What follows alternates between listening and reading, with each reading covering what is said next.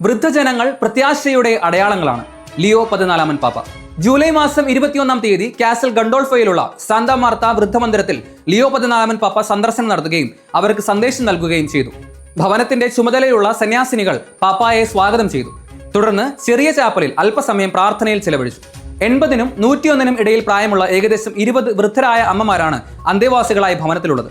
നമ്മിൽ ഓരോരുത്തരുടെയും ഉള്ളിൽ മർത്തയുടെയും മറിയത്തിന്റെയും ഒരു ഭാഗമുണ്ടെന്ന് പാപ്പ തന്റെ സന്ദേശത്തിൽ എടുത്തു പറഞ്ഞു. യേശുവിന്റെ വചനം കേട്ട് പ്രാർത്ഥിക്കുന്നതിലൂടെ മറിയത്തിന്റെ ജീവിതമാനം അനുഭവിക്കുവാൻ ഈ ജീവിത സമയം പ്രയോജനപ്പെടുത്തുവാൻ എല്ലാവരെയും ആഹ്വാനം ചെയ്തു. വൃദ്ധരായവരുടെ പ്രാർത്ഥനകൾ നമുക്ക് സങ്കല്പിക്കാൻ കഴിയുന്നതിലും വളരെ വലുതാണെന്ന് പറഞ്ഞ പാപ്പ അവരുടെ പ്രാർത്ഥനകൾക്ക് നന്ദിയും അർപ്പിച്ചു.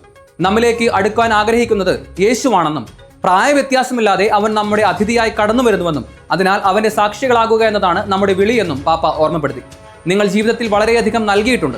പ്രാർത്ഥനയുടെയും വിശ്വാസത്തിന്റെയും ഈ സാക്ഷിയായി തുടരുക എന്ന് പറഞ്ഞ പാപ്പ നിങ്ങൾ പ്രത്യാശയുടെ അടയാളങ്ങളാണ് എന്ന ആശംസയോടെ വാക്കുകൾ ഉപസംഹരിച്ചു. തുടർന്ന് അവരോടൊപ്പം പ്രാർത്ഥിക്കുകയും ചെയ്തു.